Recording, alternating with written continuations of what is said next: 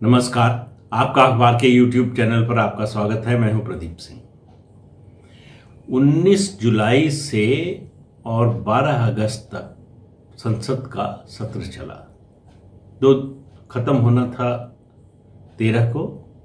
लोकसभा 2 दिन पहले, राज्यसभा 1 दिन पहले अनिश्चितकाल के लिए स्थगित कर दी गई। लेकिन राज्यसभा में 10 अगस्त और 12 अगस्त को जो दृश्य देखने को मिला वो भारतीय संसद को शर्मसार करने के लिए काफी था।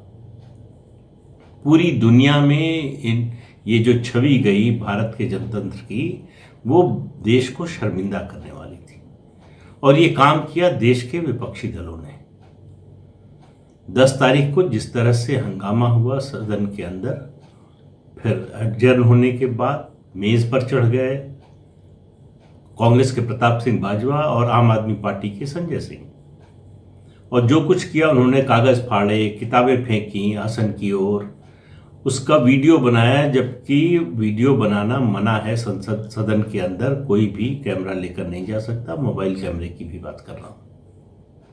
वो भी हुआ, उसको वायरल किया गया, बाहर उसको भेजा गया। और इतना ही नहीं, जब प्रताप सिंह बाजवा से पूछा गया कि आपको कोई अफसोस है जो आपने किया, तो उन्होंने कहा अगर 100 बार करना पड़े तो 100 बार करेंगे। तो ये हो क्या रहा है? फिर 12 को जो हुआ वो उससे भी ज्यादा शर्मनाक। मार्शल के साथ धक्का मुक्की हुई। एक लेडी मार्शल को जो है उसके साथ दुर्व्यवहार हुआ, ऐसा उन लोगों ने लिख कर दिया है राज्यसभा सचिवालय को। एक पुरुष मार्शल का जो है गला दबाने की कोशिश हुई। ये शिकायतें आई हैं राज्यसभा सचिवालय के पास। विपक्ष ने आरोप लगाया उल्टा कि मार्शल के जरिए विपक्षी सांसदों के साथ धक्का मुक्की की गई और राहुल गांधी कई कदम आगे बढ़ गए हमेशा की तरह। उन्होंने कहा कि सांसदों के साथ मारपीट हुई। हालांकि उन्हीं की पार्टी के दूसरे नेताओं ने ये बात नहीं कही, लेकिन राहुल गांधी तो राहुल गांधी है, कुछ भी कह सकते हैं, तो उनकी बात अभी छोड़ देते हैं। लेकिन ये संसद में जो हो रहा है, ये पहले दिन से 19 जुलाई से ही विपक्ष तय करके आया था कि ये सत्र नहीं चलने देना है, तो नहीं चलने दिया। सत्र नहीं चलने दिया ये एक बात है, लेकिन जो किया वो दरअसल आपराधिक कृत्य की श्रेणी में आता है। मार्शल वहां ड्यूटी पर थे, अपने संसदीय कर्तव्य का निर्वाह कर रहे थे। उस दौरान उनको काम से रोकने के कारण सांसदों पर मामला बनता है। मामला ये एथिक्स कमेटी का भी बनता है, मामला ये प्रिविलेज का भी बनता है। अब आप देखिए कि सदन में सभापति वेंकैया नायडू इस घटना का जिक्र करते हुए उनका गला रुंध गया, उनके आंसू निकल आए। उनको समझ में नहीं आया कि ऐसा क्या हुआ, क्या किया है जिसकी वजह से ये दिन देखना पड़ा। लेकिन जिन लोगों ने किया है उन पर कोई असर नहीं है।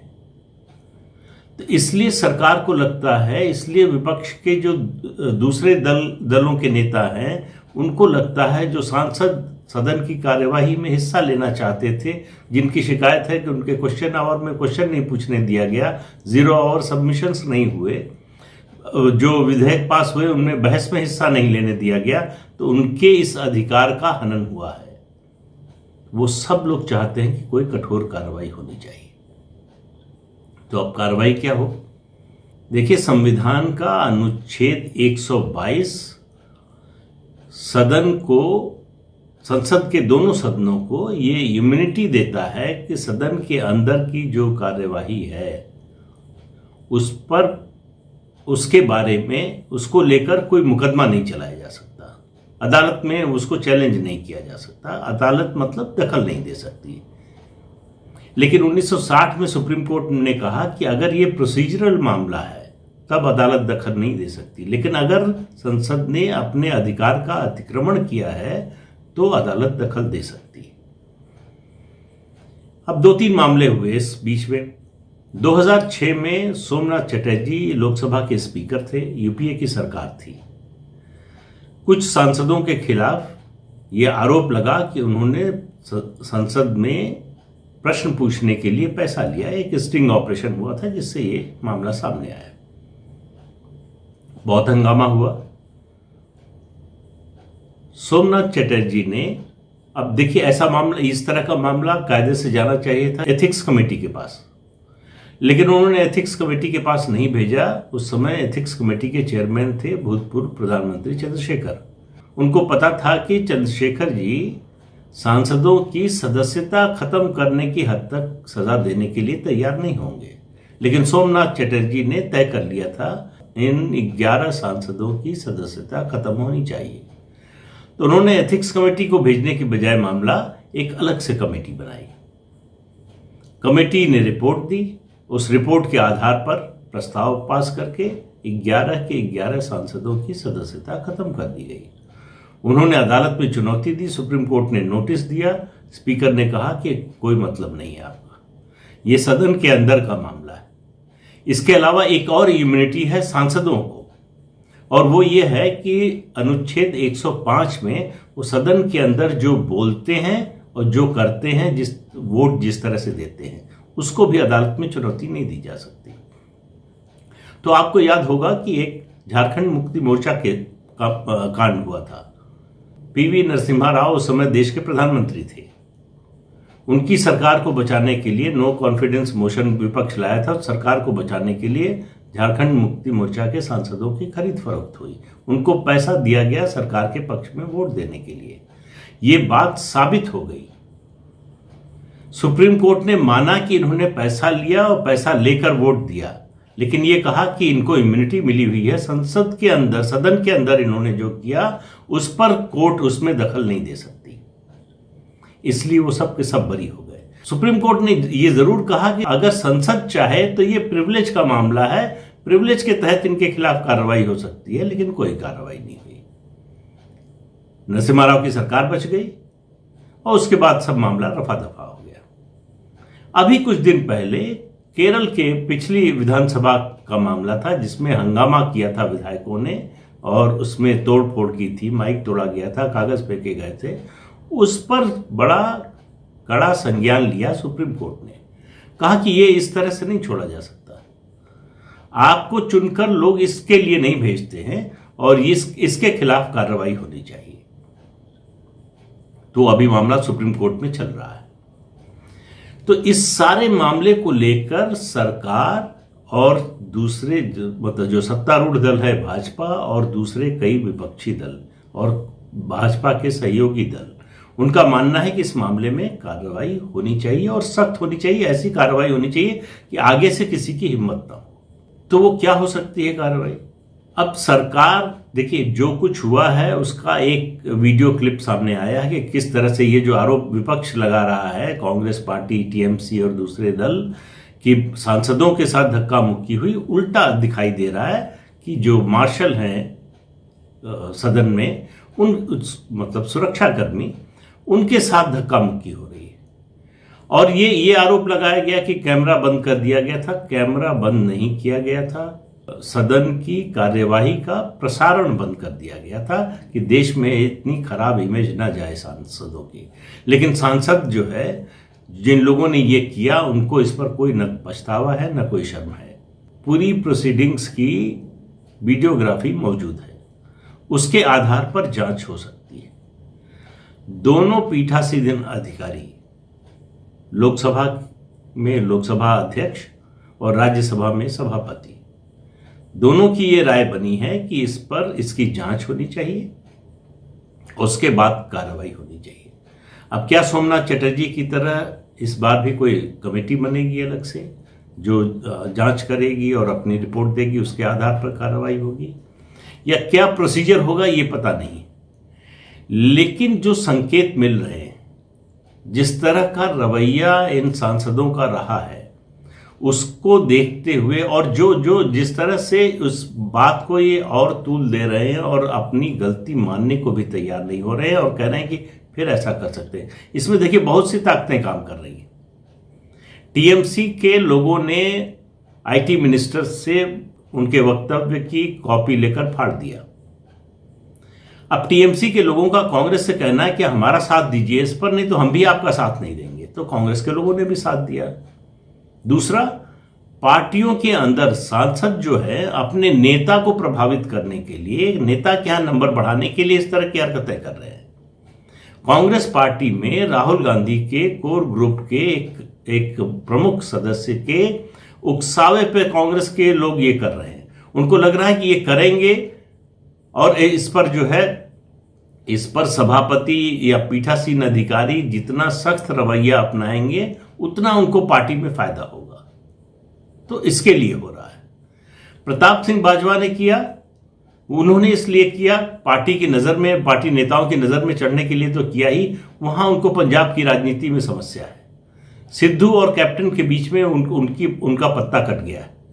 उनको लग रहा है कि उनकी जगह खत्म हो गई। तो वहां असर डालने के लिए, अपना प्रभाव दिखाने के लिए उन्होंने संसद में यह किया। ऐसा कांग्रेस के लोगों का कहना है। और पंजाब का चुनाव है 2022 में, मतलब 6-7 महीने मुश्किल से बचे हैं। तो इसलिए जो है आम आदमी पार्टी को लग रहा है कि कांग्रेस के घर में झगड़ा, अकाली दल की स्थिति पहले से खराब है, तो हमारा चांस हो सकता है। तो इसलिए आम आदमी पार्टी के सांसद ऐसा कर रहे हैं। तो ये जो विपक्ष में कॉम्पिटिटिव पॉलिटिक्स है, ये बेहतर करने के लिए नहीं है। एक दूसरे से ज्यादा जनाधार बढ़ाने की, एक दूसरे से ज्यादा लोगों के लिए काम करने की, लोगों की मदद करने की, इसकी होड़ नहीं है। होड़ है कि कौन ज्यादा हुड़दंग कर सकता है, कौन ज्यादा से ज्यादा सदन की कार्यवाही को बाधित करने के लिए इस तरह के काम कर सकता है। अब कांग्रेस के लिए नई बात नहीं है। अगर आपको याद हो तो 2014 में जब आंध्र प्रदेश का बंटवारा हो रहा था, संविधान संशोधक विधेयक आ रहा था, जब 2 राज्य बनने जा रहे थे, आंध्र और तेलंगाना, वो प्रस्ताव आया, तो कांग्रेस के लोगों से ही कांग्रेस को मंत्री को बचाने के लिए घेरा डालना पड़ा। मार्शल को बुलाकर कांग्रेस के कुछ सांसदों को उठाकर सदन से बाहर ले जाना पड़ा।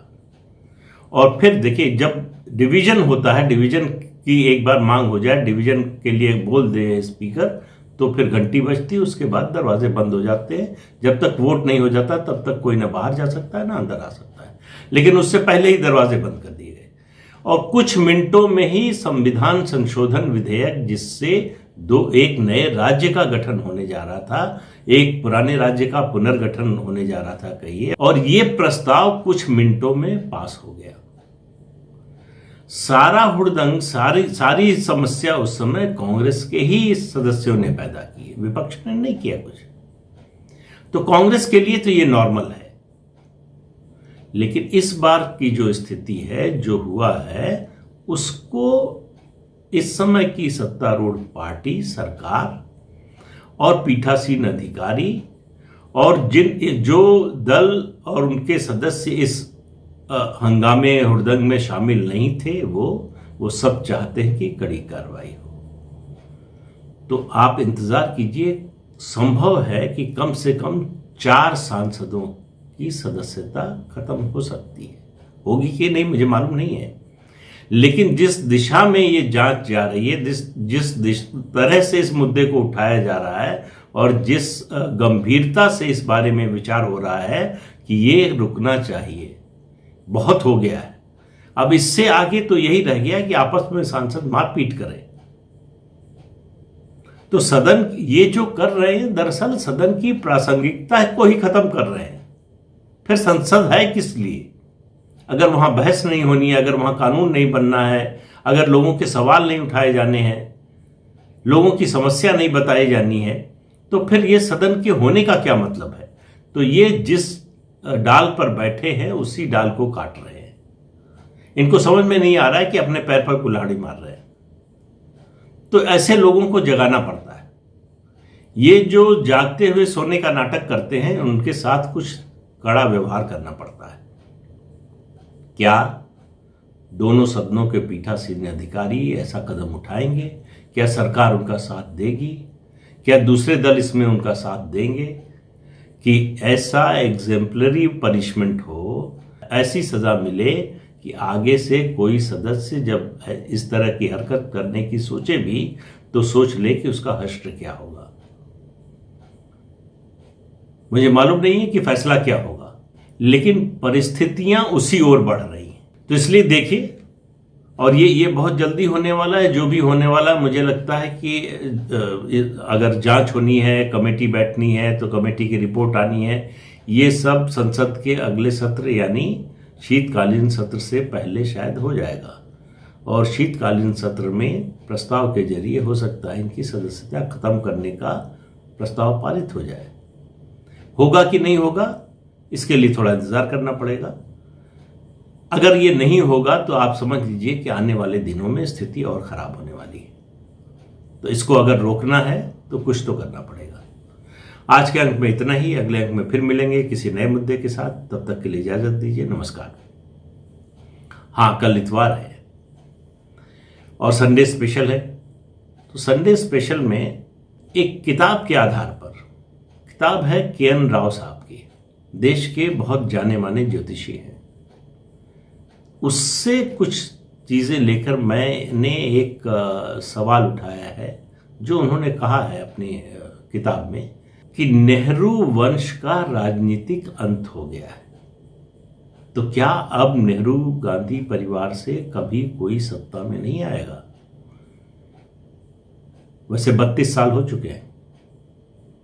परोक्ष रूप से भले ही 10 साल सत्ता का सुख भोगा, 10 साल 15 साल, लेकिन 10 साल मनमोहन सिंह के, 5 साल पीवी नरसिम्हा राव के, लेकिन परिवार का कोई सदस्य प्रधानमंत्री नहीं बन पाया।